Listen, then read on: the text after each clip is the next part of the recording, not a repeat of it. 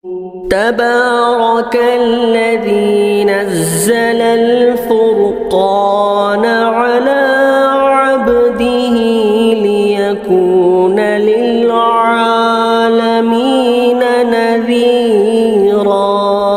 किसी भाई ने सवाल किया है, आजकल शब बारात या लैलतुल क़द्र में मस्जिदों को सजाया जाता है,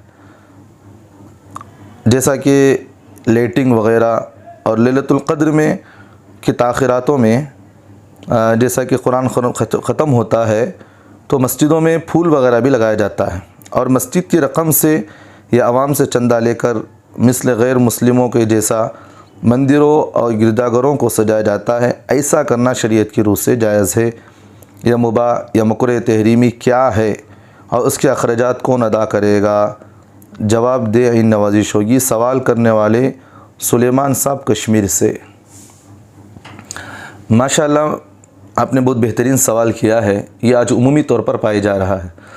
जैसे शब बारात आ गई तो मस्जिदों को लाइटिंग डाल देते हैं, जैसे शब मेराज आ गई तो मस्जिदों को लाइटिंग डाल देते हैं। हालांकि शब मेराज की तारीख़ तो कोई तय नहीं है कि अल्लाह के रसूल सल्लल्लाहु अलैहि वसल्लम ने इसी तारीख़ में शब मेराज किए हैं। और जैसे मुहर्रम की 10 तारीख़ आ गई तो मुहर्रम के महीने में भी इसी तरह की चीज़ें करते हैं। मस्जिदों को खमखमों से सजाया जाता है, बाहर लाइटिंग डाल दी जाती है। और जैसे रब्बीउल अव्वल का महीना आ गया तो 12 रब्बीउल अव्वल तक ऐसे ही मस्जिदों को सजाया जाता है। इसका देखिए शरीयत से कोई इसका ताल्लुक़ नहीं है। शरीयत में इसकी कोई इजाज़त नहीं है कि मस्जिदों का आप इस तरह की चीज़ें सजाएं। मस्जिद में असल मकसद ये होता है, मस्जिद का असल मकसद ये है कि आप वहाँ नमाज़ें पढ़ें, आप कुरान मजीद की तिलावत करें, ज़िक्र अस्कार करें, एतकाफ़ करें। ये असल मस्जिद का मकसद है। गैर ज़रूरी चीज़ें मस्जिदों में लगा देना कि मस्जिदों में बेल बूटे कर दिए और मस्जिदों में रंग रंगीन चीज़ें लगा रहे हैं, और फिर जो है मस्जिद के बाहर तारीख़ को तय करके मुतय्यन करके या कोई भी दिन हो मस्जिदों में बाहर लाइटें लगा दिए। ये मुझे उनसे एतराज़ होता है कि आज जो है तबलीग में लगे हुए भी साथी ये सब चीज़ों मस्जिदों में आज कर रहे हैं, और बातें ये कहते हैं कि मसलिहत की बातें करते हैं, और तसव्वुफ़ में लगे हुए मस्जिदों में भी आज मैं देख रहा हूँ ये सब चीज़ें कर रहे हैं।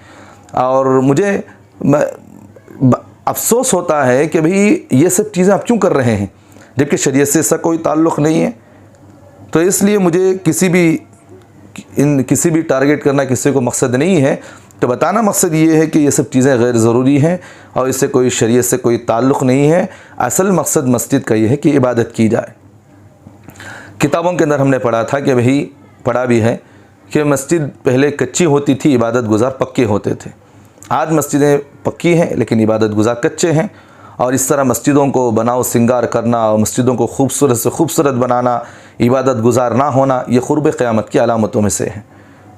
तो इसलिए ये सब चीज़ें गैर ज़रूरी हैं। ये सब चीज़ों को ख़त्म करना चाहिए, अल्लाह से तौबा इस्तग़फ़ार करना चाहिए। शब बारात में हो या लैलतुल क़द्र में हो या ताख़िरातों में हो, कोई भी रात हो, कोई भी दिन हो, मस्जिद में इस तरह की चीज़ें करना गैर शरई है।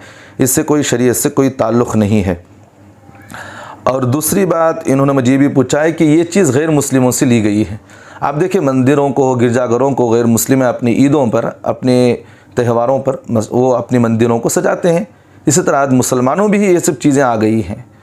कोई इनको रोकने वाला नहीं, कोई रोक टोकने वाला नहीं। अगर कोई आलिम इनकी मुखालफत बात कर दे, कोई मना कर दे, तो वो सुबह सवेरे मौलाना से कहते हैं कि मौलवी साहब आप जो है दूसरी मस्जिद का इंतज़ाम कर लें।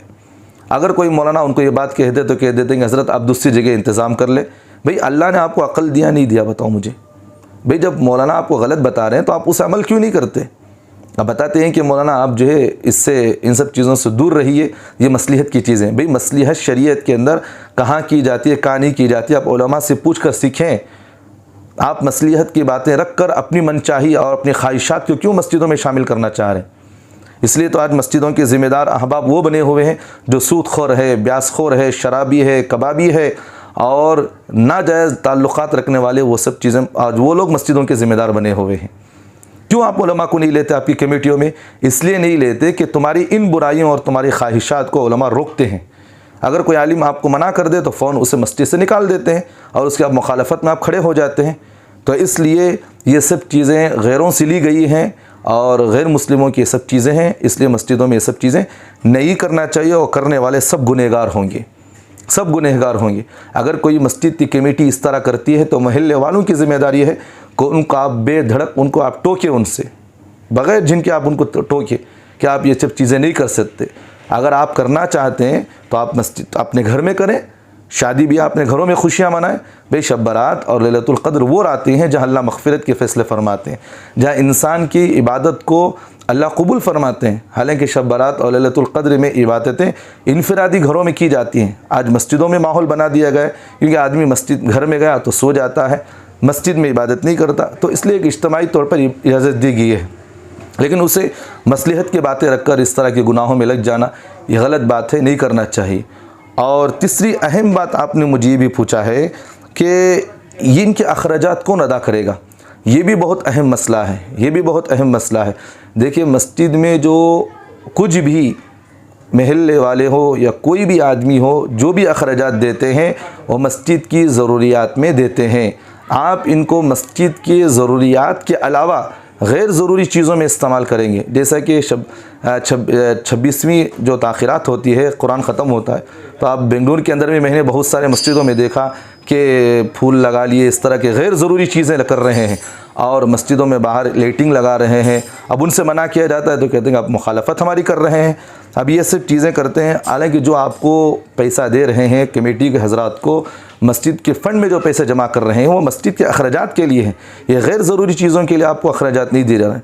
अल्लाह ताला ने कुरान मजीद में फरमाया इन्नल्लाह यअमुरुकुम अन तुअद्दुल अमानाति इला अहलिहा, तो अल्लाह ताला कहते हैं कि उनके अहल की तरफ उनकी अमानतें को अदा करो। तो अहल जो आदमी जिस मकसद के लिए दे रहा उस मकसद में आपकी ज़िम्मेदारी है कि उसी मकसद में आप खर्च करें। गैर ज़रूरी चीज़ों में खर्च कर रहे हैं तो आपको इजाज़त नहीं है। तो बहरहाल आपने मुझे पूछा है कि इसके अखराजात कौन देगा। इसके अखराजात वो आदमी अदा करेगा जो आदमी अपनी ज़ात से मस्जिद में लेटिंग कर रहा है, वो अपने जेब के अखराजात देगा। मस्जिद के फ़ंड से वो फूलों के पैसे हो या मस्जिद में नक्श व निगार के पैसे हो या मस्जिद की लेटिंग के मस्जिद में लेटिंग की जा रही हो, इन सब अखराजात के पैसे मस्जिद के फ़ंड से लेने की बिल्कुल इजाज़त नहीं है। अगर कोई आदमी कर रहा है तो अपनी जेब से उन पैसों को अदा करेगा, मस्जिद के फ़ंड से लेने की बिल्कुल इजाज़त नहीं। अगर कोई कमेटी के अहज़ाब इस तरह करते हैं तो महल्ले वालों की ज़िम्मेदारी है, जब तुम्हें इत्तला हो गई है तो फ़ौरन इस कमेटी के हज़रात को मस्जिद की कमेटी से निकाल दे। इन गैर गलत कामें करने वालों को निकाले। अब दूसरी कमेटी की आपकी ज़िम्मेदारी है। अगर आप जानते हुए भी इसी तरह करेंगे, अगर कोई आपको कोई रोकने टोकने वाला नहीं है, आप चाहे तो अपनी ताकत से इनको रोक सकते हैं, तो आपके लिए ज़रूरी है कि आपको रोकें।